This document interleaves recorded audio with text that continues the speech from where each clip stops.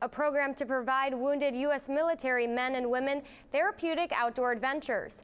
Cronkite News reporter Sonny Scott traveled to Springvale and met an Army soldier who uses hunting to cope with his war injury.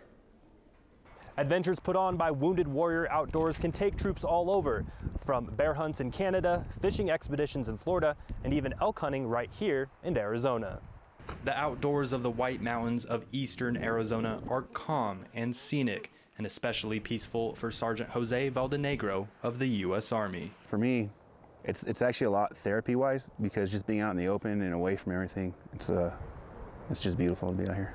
Valdenegro is one of many soldiers invited by Wounded Warrior Outdoors to go on his first elk hunt, a form of therapy for those injured in war.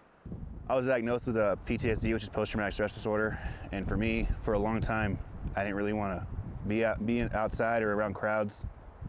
So, you know, being out here outdoors is kind of just being away from everything. Valdenegro lost his leg after an IED explosion while deployed to Iraq in 2009. He wears a special hiking leg to have better angle mobility while hunting in the forest. What it's made for is I can actually switch my feet out because I have different feet for different reasons. So if I have my running leg, I can put that on there and it switches out. According to the Congressional Research Service, more than 177,000 American troops have PTSD. Over 1,600 had major limb amputations between the Iraq and Afghanistan wars. The Wounded Warrior hunting trips get troops outdoors to work with the prosthetics and psychological disabilities. It gets me out and moving. You know, the only way to get better is actually push yourself and know your limits and to push your limits and see how much farther you can go. In Arizona, the Wounded Warrior program does an average of 20 hunts a year and pays for most of the hunting fees through donations. There's bigger challenges in the outdoors because you don't have elevators, you don't have escalators, you don't have ramps. We have to make do with what we've got out there, and we got to work together as a team. Valdenegro is stationed at Fort Sam Houston in San Antonio, Texas, and receives therapy treatment at Brooke Army Medical Center. He grew up in Tucson and comes from a military family.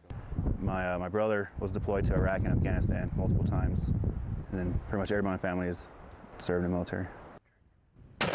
Wounded Warrior Outdoors' goal is to make a difference for troops, a way to thank them for their service. Put them in those positions and those situations, I think mentally and physically is very therapeutic for those servicemen and women who participate, but is also very therapeutic for those of us who are volunteers. For Valdenegro, hunting reminds him of the brotherhood bond he shared with his fellow soldiers. Being in the military is not as much people think it is. It's mostly about the guy to your left and right. You go there and you protect your friends.